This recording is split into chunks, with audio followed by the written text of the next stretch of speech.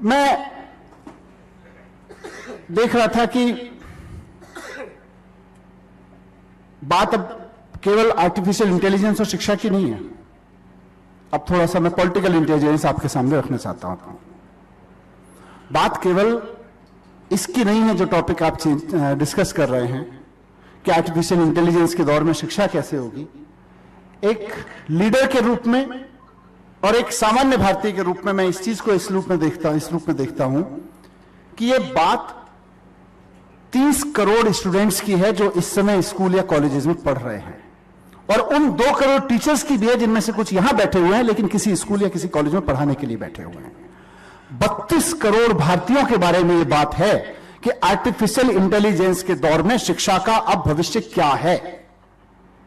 Artificial intelligence के दौर में शिक्षा क्यों, कैसे और किस तरीके से दी जाए, यह सवाल केवल इंदौर के स्टेट प्रेस क्लब में कुछ बुद्धिमान लोगों के बीच का होने वाला चर्चा का विषय नहीं है। यह 32 करोड़ भारतीयों का विषय है, इसलिए यह बहुत इंपॉर्टेंट है। हम चाहें नहीं चाहें, इसका सवाल यहां कास्ट होता है कि क्या हम इन 30 करोड़ लोगों को, और बल्कि जो मैडम ने कहा टीचर्स ट्रेनिंग की बात की मैडम ने, कि क्या हमारे 2 करोड़ टीचर्स 30 करोड़ भारतीयों को एआई युग के लिए तैयार कर पा रहे हैं? क्या हमारे 2 करोड़ टीचर्स हमारे 30 करोड़ भारतीयों को जो अभी स्कूल या कॉलेज में पढ़ रहे हैं उनको एआई युग में जीने के लिए तैयार कर पा रहे हैं? मशीन है कि नहीं है, कोडिंग करेगा कि नहीं करेगा, मेरे जैसे आदमी के लिए छोटे सवाल है मैडम। एक भारत जितना बड़ा और जितना महान देश है उसमें है एक कॉर्नर का एक सवाल है और वो कोर सवाल है, लेकिन उससे बड़ा सवाल है कि क्या 30 करोड़ भारतीय उस चीज के लिए तैयार है, उस समय के लिए तैयार हैं जब सब कुछ एआई से हो रहा है। मेरे हाथ में फोन है, मैं खोल रहा हूं, मेरे फेस स्क्रीन से फोन खुल जा रहा है। मैं एयरपोर्ट पे उतरता हूं, मुझे मैनेजमेंट इंस्टीट्यूट का यहां का एड्रेस ढूंढना है, मैं 4 रूट मुझे एआई बता देता है, किस में ट्रैफिक मिलेगा किस में नहीं मिलेगा। मुझे गाना सुनना है, मैं 3 गाने अपनी चॉइस के यूट्यूब पे सुनता हूं, चौथा गाना मेरी अपनी चॉइस से निकल के आ जाता है। सारी चीजें, मुझे रेस्टोरेंट ढूंढना है, मैंने 4 बार जिस तरह के रेस्टोरेंट से ऑर्डर किया हुआ है, 5वें शहर नए शहर में जाते उस तरह के सारे रेस्टोरेंट मेरे लिस्ट पे आ जाते हैं, मुझे सोचना ही नहीं पड़ता है ज्यादा। तो आर्टिफिशियल इंटेलिजेंस की ऑमनी प्रेजेंस तो हम लोगों के जीवन में है। हम लोग जो मजाक में मैंने कहा, मतलब हल्के शब्दों में कहा कि हम सब ह्यूमन इंटेलिजेंस यहां बैठे हुए हैं, सच इतना ही नहीं है। सच इतना है कि ह्यूमन इंटेलिजेंस की जेब में आर्टिफिशियल इंटेलिजेंस पूरी तरह से बैठी हुई है इसी हॉल में, और हम सब लेके आए हैं इसको। तो आर्टिफिशियल इंटेलिजेंस हम सब लोगों के बीच में ऑमनी प्रेजेंस तो है इसकी, लेकिन क्या हम इस युग में जीने के लिए अपने 30 करोड़ भारतीयों को तैयार कर रहे हैं? इसी में से जॉब करेंगे, इसी में से जिएंगे। खाली जॉब करने की बात नहीं है, जिया भी इसी में। तो वो एक बड़ा सवाल हो रहा है। मैं इसमें से कुछ अच्छी स्टोरीज भी देखता हूं, यहां कुछ अच्छी स्टोरीज शेयर की गई। कुठारी जी ने बताया कि किस तरह से कुछ बच्चे ऐप बना रहे हैं।